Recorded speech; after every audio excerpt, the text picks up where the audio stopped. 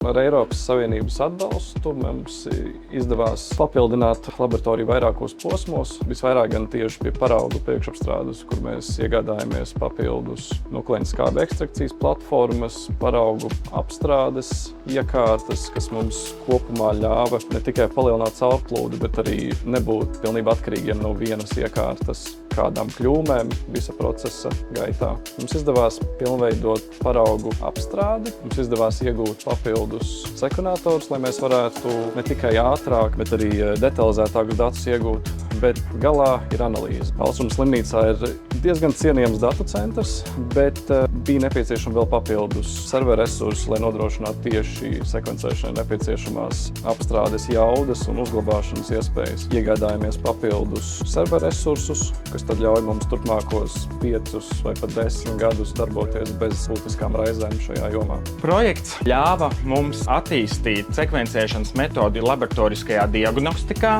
Attīstījām visus sekvencēšanas posmus, sākot ar parauga sagatavošanu, pašu sekvencēšanu kā procesu un sekvenču analīzi. Sekvencēšana atļauj identificēt infekciju izraisītājus, uzraudzīt patogēnu izplatību, kā arī veikt infekciju uzliesmojumu savstarpējo sasaisti. Kopā projektā esam snieguši 9 ziņojumus Latvijas, Baltijas un Eiropas mērogā. Ir sarakstītas 3 publikācijas, kā arī veikti ieraksti Eiropas slimību profilakses un kontroles centra epidemioloģiskās ziņošanas platformā EpiPulse. Paplašinājām laboratorijas izmeklējumu kapacitāti, sadarbojoties ar citām Latvijas laboratorijām un slimnīcām. Projekta laikā mums bija iespēja paplašināt to spektru ar patogēniem, kurus mēs rutīnā sekvencējam. Pateicoties tam, mums izdevās izveidot Latvijas patogēnu atlantu, dziļāku ieskatu tajā, kas mums cirkulē.